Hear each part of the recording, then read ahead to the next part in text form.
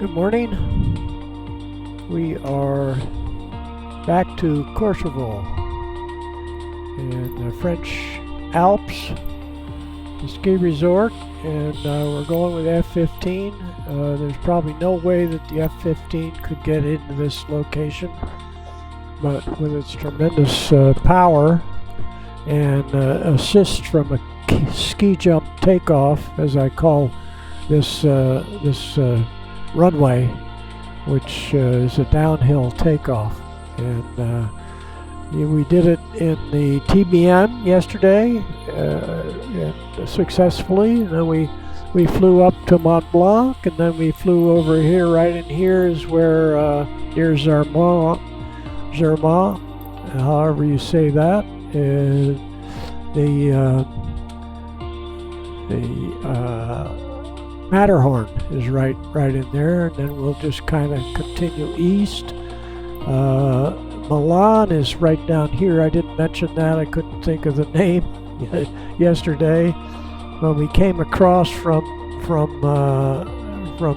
Bassano, actually I could probably look here and see the this could be Bassano right about in there. There's a river that went through it, as I say, but I believe it was right over there, and that was not far from Venice. East, we had to go east. I remember going through Vicenza, Padua, when we went over, and then there's a little Trento is probably the area over here where my friend had his factory. So we did drive up and view that. Anyway, when I was flying over there, we had the citation longitude, and when we were flying up to, we should get it here, Innsbruck, when we flew up to Innsbruck. But anyway, the F-15 is fun because it can do crazy things. It doesn't have an autopilot, but this is a very short trip for that. And what I was upset about in that one is that my microphone, if it doesn't stay, I have a headset with a boom mic that sits in front of my mouth, and sometimes I hit that, and what happens? What I'm saying now, you can. So I'm not aware that happens. So a little bit of the time in the TBM run from Courchevel across this area, we'll have a different kind of flight because we'll get down below the peaks of the mountains. We'll run down the valleys and have a little flat hatting fun. Okay, that's enough of that. Let's see where they place us here on we're a little time to boot up here. I don't know where that castle is. It's pretty. Looks like it's been handcrafted there. Not completely, but that's a computer function, I'm sure. I don't think there's any physical hands that do that. So here's Courchevel, and you can see that it's a downhill takeoff. It's an uphill landing. Yep, they got us up here on top, so we'll go ahead and say ready to fly. We got the brakes on. We can go outside and just look around to see where we are. Right there. We look around at the ski lifts. You can see right here. You don't see any chairs on the lift, but those are definitely towers that carry the lift. And if you look, if you Google Maps, you'll see all kinds of runs up in this area going. And here's some more. Looks like going over in that direction. So we'll get in behind here and get ready for takeoff. We got the brakes on. I think it's going to fly. We'll make a left turn to go to Mont Blanc, and then we'll make a right turn approximately 90 degrees. So here we go. Brakes off. Here, heading to Lugano.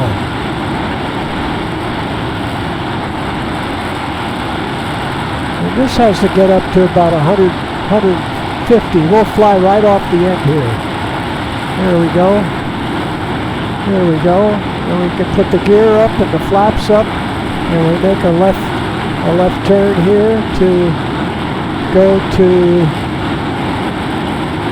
We'll probably have to get up a little higher. It's probably right there. It's to the north, and we'll look back at from where we took off. You can see right there, and these bowls here are where the ski runs are.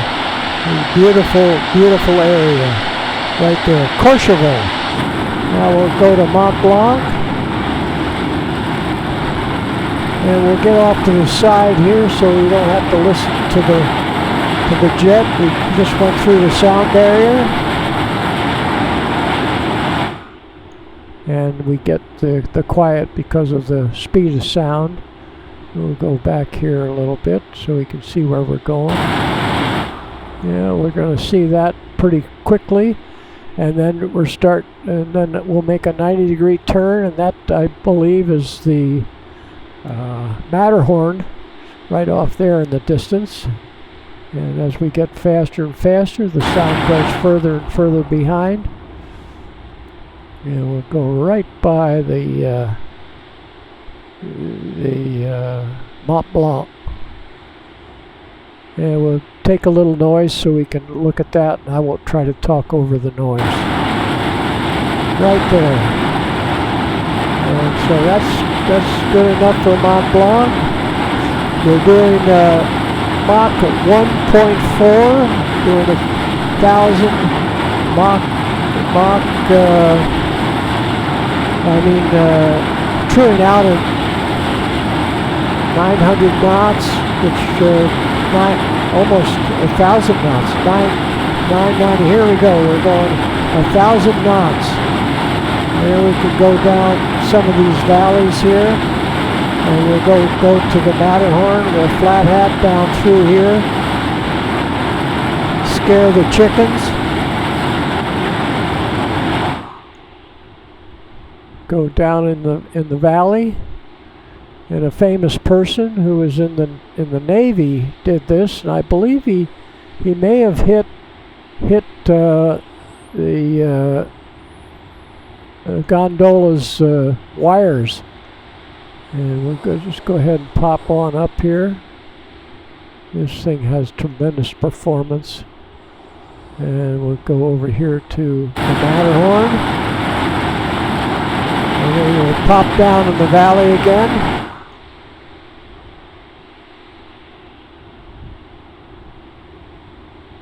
And now I'm not sure whether this is the Matterhorn, but we'll go ahead and get behind here and see what we see right along in here.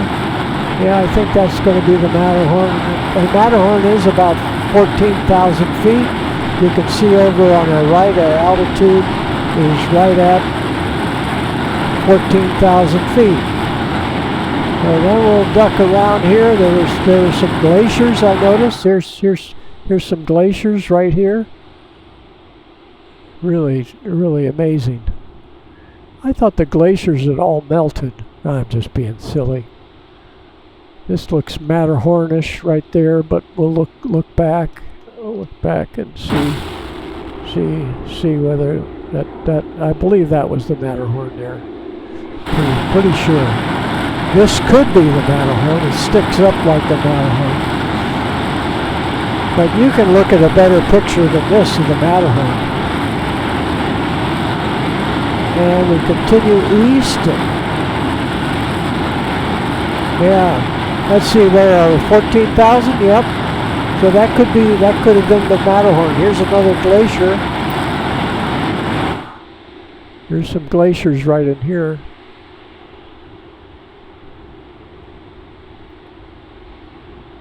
Right there.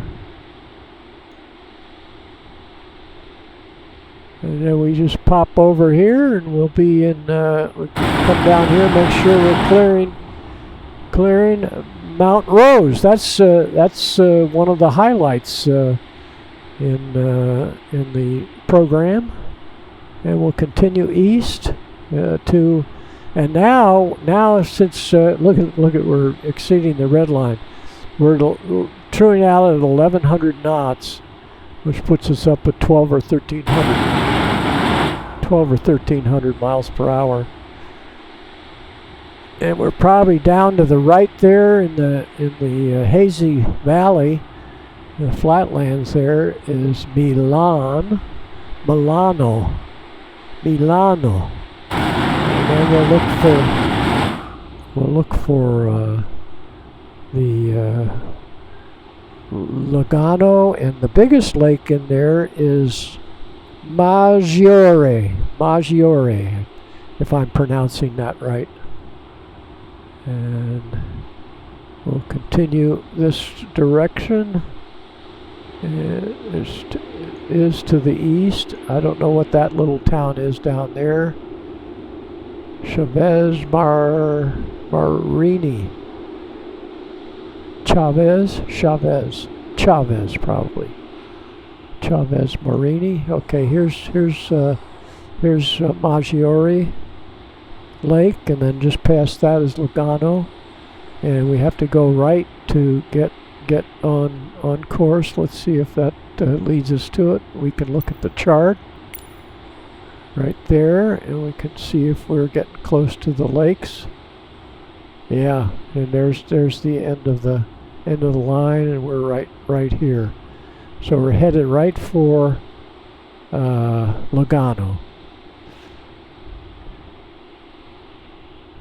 I don't know which is which, but it's usually the large airplane is the one. And let's see here. Yeah, we're going to have to start slowing down. Yeah, this is it right here. We're right at it right now. So we just go ahead and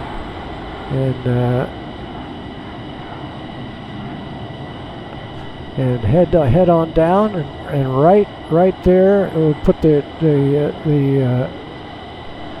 speed brake up, and we're looking right at where I sat right on the lake and had lunch, looking out here at they call that Lago di Lugano right there. And we'll fly around the lake a little bit, flat hat along the lake. We'll get rid of our air brake.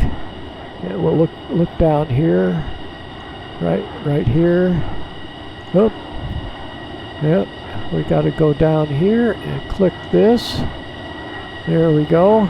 It helps to have experience. Look at these homes up on the ridge. And we'll come back down the lake. We'll go ahead and go to the far end, and then come back up the lake to the town of Lugano. So these mountains are 5,000. I would have thought they were higher, but that's good enough. So now we're going to slow down because we're going to make a 180-degree and reverse course. We'll go up this way and then see if we can pull this around and go right down the lake. We might black out, and we need to lose some altitude.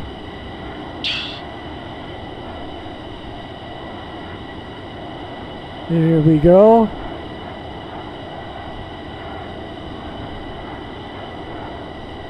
Here we go. And we have lots of speed to lose.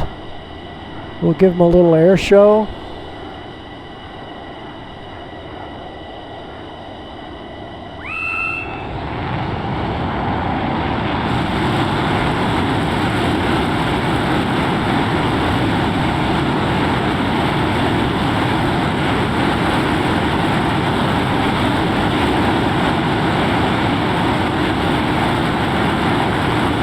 Right past the town.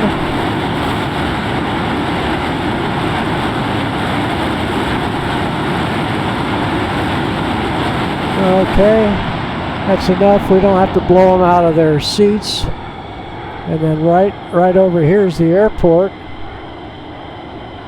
We'll give them a little show at the airport here. And there's the freeway. I don't think we were on this part of the freeway. And we can go up in here and come back around and land. And we're now at Mach 6. Beautiful area. And we'll just go ahead and pull this on around. Get the speed brake up. And get it down to about 150. And then we'll put the wheels down. There we go. And the flaps down. And get rid of the speed brake. Come back in with some power. And line up for the runway. We just follow the freeway to where the runway is. Get back on the tail. Here we go. And we got full flap.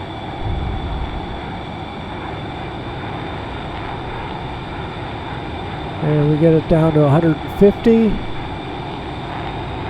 There's some of those rail lines that I was telling you about. I didn't know where they were. Short runway, but I think we can do it.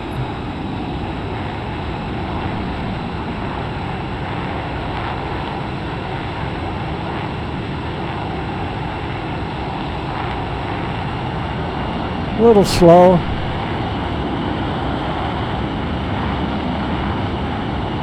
But we have to be slow to get it stopped here.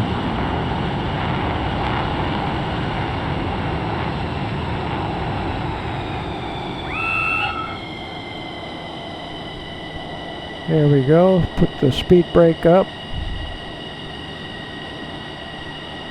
Put the flaps up. Put the brakes on.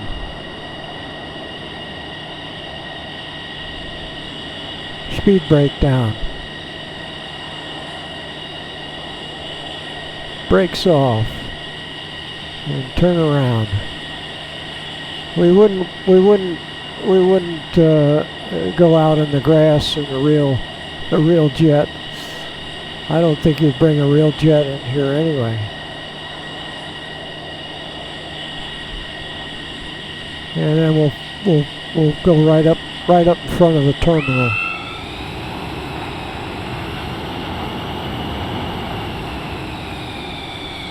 Yeah, it's beautiful. This looks like it could have been handcrafted. So I think and my voice isn't important. What I say, sometimes I get it wrong. Just mix up the towns. Be talking about one town and it's really another town. I make little errors here and there, and I don't like to edit. So I'm sure there's a few people that are yelling at the screen. So I guess this would be the terminal right over here. Interesting. Yeah. Look at it. We'll just go right in here to the end. I guess actually, look at, they probably go ahead and park this way. Yeah, that's what they do. There, it says stop right there. Yeah, that's what they do. They pull in like this, and then they have a tug come out. We don't need to put the brake up, but we can pretend like we're showing off. Okay, and then the brake on, and we go inside, shut down. And let's see here. It's just right over here.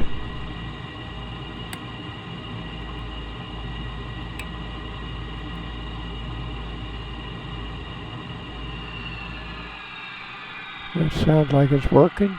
Put the canopy open.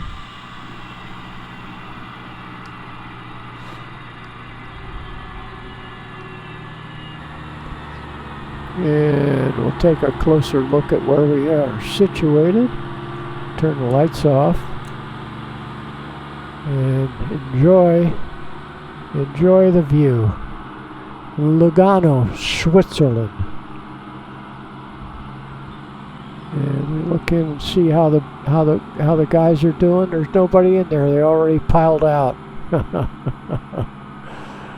Yeah, so this is supposedly the latest version, and I think Boeing's building these now.